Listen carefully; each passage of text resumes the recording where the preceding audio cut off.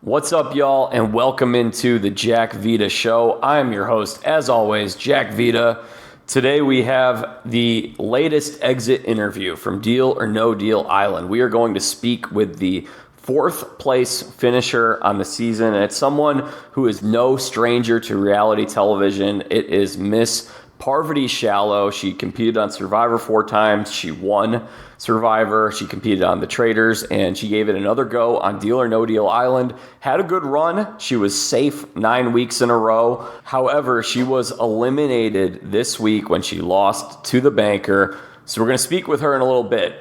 We're going to have more exit interviews coming up, so hopefully you guys have been enjoying all this content and coverage of Deal or No Deal Island. Make sure you guys are all subscribed here on YouTube and on Apple Podcasts, Spotify, wherever it is that you get your podcast, so you don't miss out on the content and coverage. Next week's the finale, so there'll be a lot to discuss and hopefully some more exit interviews along the way.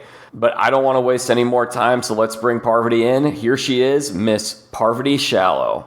At this time, we welcome in the fourth place finisher on Deal or No Deal Island. It is Miss Parvati Shallow. Parvati, thank you so much for being here today. Hi, Jack. Thanks for having me. It's great to have you here. First thing I would love to know is, why is it that I'm talking to you today? What went wrong? Why weren't you able to take home the W this time? I guess my luck ran out with the banker. She's a firecracker. She wanted me out of the game and she got her wish. So, I've been doing these exit interviews, and I could tell that you were targeted very early on. It was very important for you to keep winning safety. Why was that? And do you think there's anything you could have done differently to just get them off your back a little bit? This cast specifically wanted to make a name for themselves. They had an issue with someone who has won a game on TV before winning again.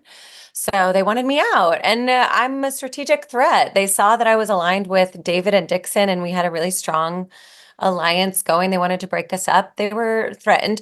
There's really nothing I can do to shake my Black Widow reputation when I come into these games. People have a preconceived notion of who I am, and they relate to me as the Black Widow that they think I am from watching my game 15 years ago on Micronesia. So I can't really do anything to shake it. So I just embrace it, and I'm like, okay, then I'll just be a badass and win all the challenges. You All mentioned, Micronesia. That was now 17 years ago. Hard to believe. You probably filmed it 18 years ago. Did you ever think you'd still be doing this thing in 2025? No, no way. Even my first game that I played was season 13 of Survivor Cook Islands. I didn't think I would play again after that. And then they asked me to go back, and I was like, I would never say no, because what a dream opportunity to be able to play a game for a month for millions of dollars. Like, that sounds like that's better than any lottery ticket. It's the adventure of a lifetime multiple times. I feel very blessed to continue to be able to do this work. You had about a 10-year hiatus where you weren't doing any shows. Did you think you were done at that point? Or did you think you'd come back? Yeah, I mean, I write about this in my book, Nice Girls Don't Win. It's all of it goes into detail around these kinds of stories and where I was for those 10 years when I stepped away from reality TV. I wanted to build a career that I had more control over. I wanted to have a baby. I wanted to start a family. So reality TV is like, who knows when I'll get a call to be asked to play a game. So it felt like, oh, I can't wait around and anticipate being asked to play again. So I did other things with my life. I built a life coaching business and started supporting people to build the lives of their dreams. I started teaching yoga, meditation, breath work. I just explored other interests of mine and built a business around it. And then when they asked me to come back for Winners at War, I was like, that's the only way that they would get me to go back and play Survivor was if it was an all-winner season. I told them that too. So they got me. They hooked me back in. Survivor hooked me back in at season 4. And then from there, the box was open again. And I was like, okay, I'll go. I'll play Traitors. I'll play Deal or No Deal. But I've been asked to play other reality shows, and a lot of them I'll say no to because I don't want to just do a reality show just to be on TV or do a reality show. I only want to play games that I think are interesting or fun or have some kind of like really big return on investment because I'm leaving my daughter for a month and that's hard for me to do. I'm a single mom, so I have to really, really want to do the game to leave to go play. What are some of the shows that you declined? Celebrity Big Brother, I said no to, Snake in the Grass, House of Villains, The Challenge, so some of those other games. I don't know, the Goat, Yeah. that was one of them that they asked me to do. Like around the time when I was saying yes to go do Traitors, I was getting a lot of emails for other shows, and I just don't want to be trapped in a house ever. Like I'm not a bunk bed kind of girl. I Yeah. don't. Understandable. One question I want to ask you, and we'll pivot back to Dondi in a second, but this is one question I've always wanted to ask you as someone who's been watching Survivor for 25 years now, is I find it really interesting. You know, Jeff Probst is obviously a big fan of yours. He talks about you a lot in interviews. And one of the things he says is, you know, Parvati's this huge flirt, and that's how she plays, and she breaks the hearts of all the men that she plays with. And I think you have at times maybe push back a little bit against that. And I was curious, is that an accurate way of how you play these shows? Or do you feel like maybe there's a little more credit that you should be given? I think that's a little bit of a one-dimensional take on how I play. And I think that happens to women. We're put in a box because it's hard to understand what we're doing with our soft skills. I am a emotional connector. Like I am a strategic force because I know how to bond with people in a very short time frame. I can build a relationship with someone and have them trust me and bridge that connection quickly in an arena where it's mostly steeped in distrust. So, like, to be able to build those kind of bonds and to know what levers to pull and push to elicit certain behaviors and actions from other people, like, I'm really skilled at that. I don't bulldoze people. I work with my alliance. I work with people's emotions and states of being. And then I'm also a physical threat. Like I can win challenges because I'm a physical competitor. I'm an athlete. I like get the job done when I need to get it done.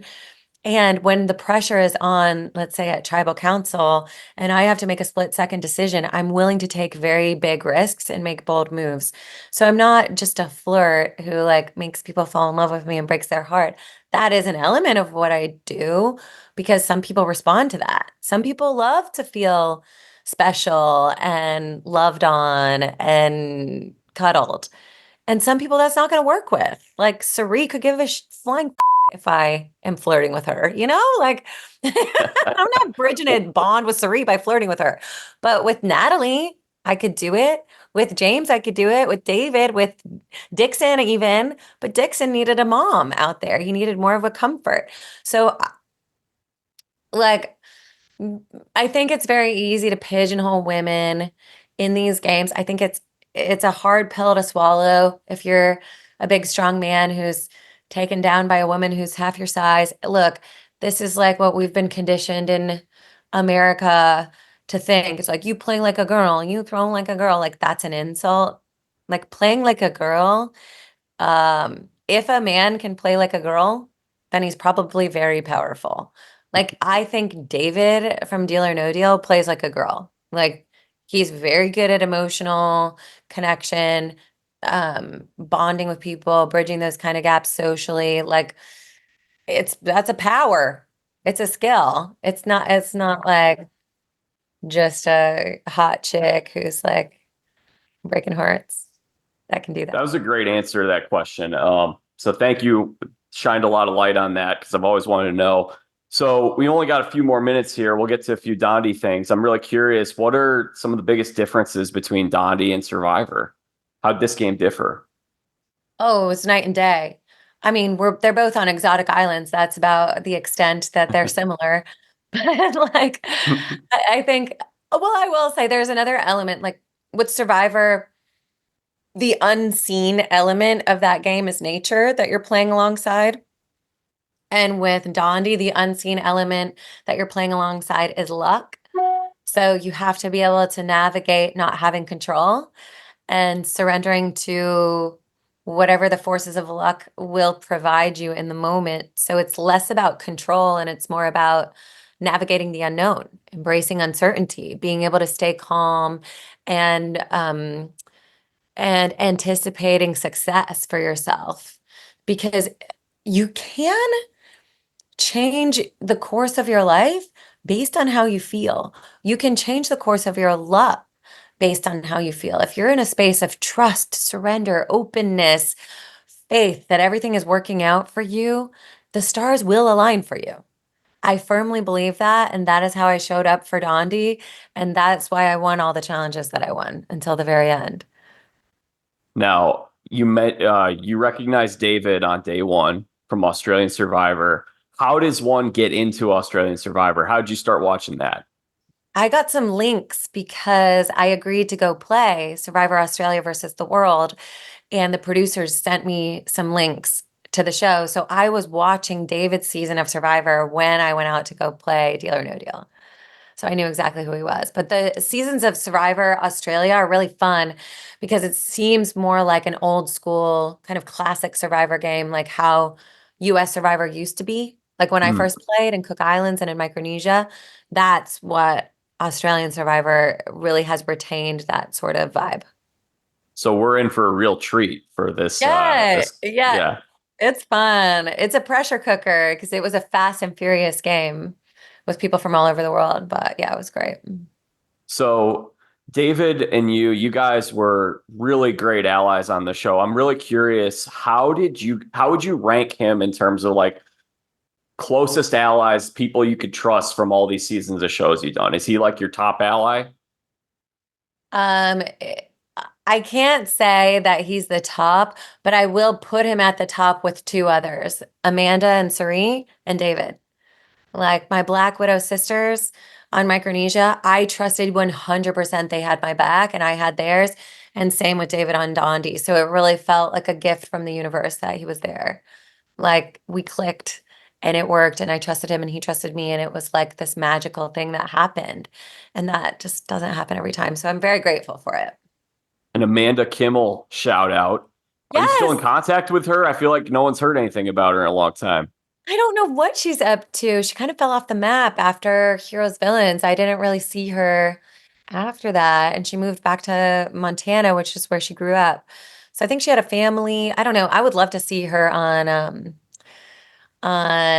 50? Survivor 50. Yes, I would love to see her on 50. If they could get her, that would be cool.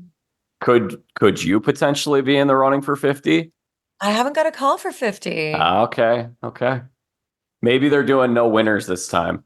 Maybe that's how it's going to go. Maybe. Yeah, I don't know what their plan is for 50, but I haven't gotten a call and I just played Survivor, so I feel like I need a hard stop on that game for life. What was something that was not shown that you think could have added some context to how things played out on Dondi? When it was my turn to choose who was going to go up to play the banker between Dixon and Lachelle, Lachelle told me she was going to take out Dixon.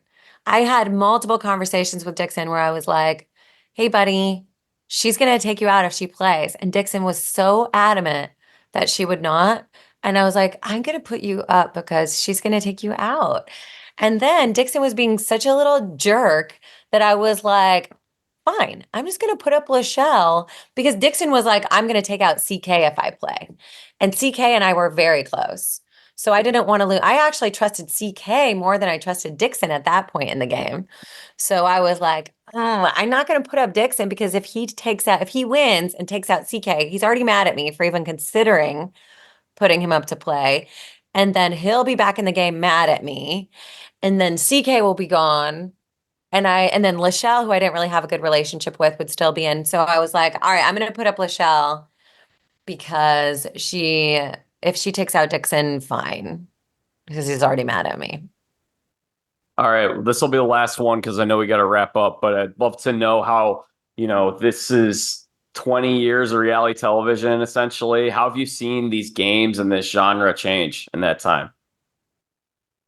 It's changed a lot where the gamers, the newbies that are coming in are very concerned about what they will be perceived afterwards. Like they want to manage their reputation while they're playing the game because they want to be influencers or they want to be on another reality show. So it's like it's a means to an end for a lot of people rather than just like throwing yourself into the adventure, having this be like the adventure of a lifetime, a one-time shot that you're so grateful that you had this chance. It's like, how can I use this to springboard myself onto the next thing and the next thing? And I think that is a product of sort of where we are culturally, where it's hard for people to land in the moment and enjoy where we're at in the present moment. We're always kind of thinking about, oh, how do I parlay this into something bigger and make my profile bigger or make more money after this or be famous or something.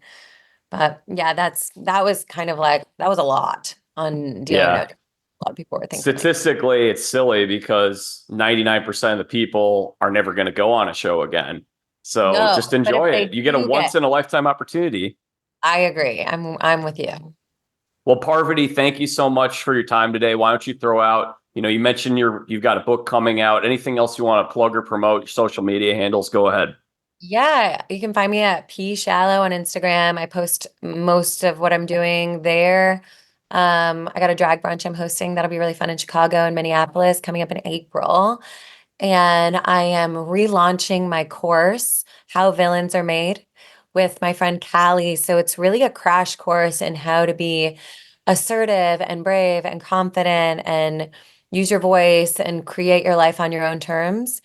That'll be a 6-week program over Zoom with me and Callie. You can sign up for that. If you go to my Instagram, you'll find all the information on how to sign up for that. And I have a podcast called Nice Girls Don't Win with my friend Amy Bean, who is a story producer on Deal or No Deal. And we're having really fun conversations. So I'm really cultivating community in different areas. With the book, I'm cultivating community. With the podcast, like I want to connect with people. I want to build a community and support people to be their bravest, most confident selves. Well, Parvati, thank you so much for your time and good luck to you on Australian Survivor. Thanks, Jack. I'll see you later. See ya. All right, y'all. That concludes our conversation today with Parvati. It was really nice talking with her. Some of the Survivor stuff that we got into today is stuff that I've always wanted to ask her. Would have loved to have more time and kind of dig a little deeper into some reality TV stuff. That stuff I just find super, super interesting. But it was great having her. And honestly, let's give her a little bit of props for doing the exit interviews because Dr. Will did not do the exit interviews. Boston Rob last year didn't do exit interview rounds. He just talked. We had a little press conference. We each got to ask him one question. So give Parvati some credit. She's out here doing all the exit interviews. We appreciate that. So this was a great conversation today. Hope you guys enjoyed it. Make sure you guys all subscribe here on YouTube and on Apple Podcasts, Spotify, wherever it is that podcasts are found. You can follow me on social media. I'm over on Twitter and TikTok and Instagram, Facebook at Jack Vita Show. You get a lot of sports content over there, and we'll probably have some sports content in the sports feed for the Jack Vita Show sports feed coming soon with baseball season starting up next week. So make sure you guys are subscribed to that stuff. If you want the sports content, subscribe here. Entertainment, it's at Jack Vita Show on Twitter, Facebook, and Instagram. And then on TikTok, it's at Jack Vita Entertainment. So we will be back next week with more coverage and content. We'll be talking about the finale for Deal or No Deal Island, and we'll hopefully have some more exit interviews. So make sure you guys are all subscribed. And until then, I'm Jack Vita. Bring in the dancing lobsters.